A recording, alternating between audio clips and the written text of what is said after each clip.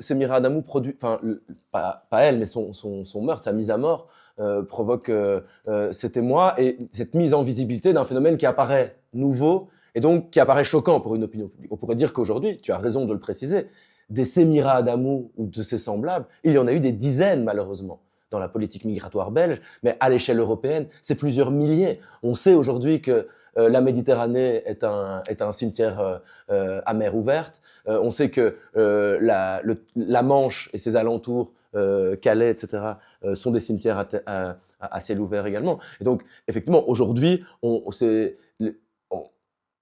enfin, comment dire, ces images-là, c'est même pas qu'elles percent plus dans l'opinion publique ou médiatique, c'est juste qu'elles sont tellement régulières et tellement normalisées que ça ne provoque pas l'électrochoc que ça aurait pu provoquer, enfin que la mort de Semira a provoqué.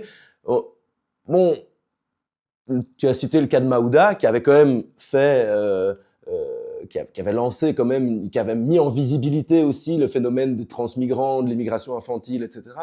Bon, on connaît aujourd'hui, on voit aujourd'hui où on en est. Donc effectivement, aujourd'hui, Maouda, paix à son âme, n'est effectivement plus qu'un nom sur une très très longue liste des décès migratoires, enfin sur les routes de la migration dans et à travers l'Europe.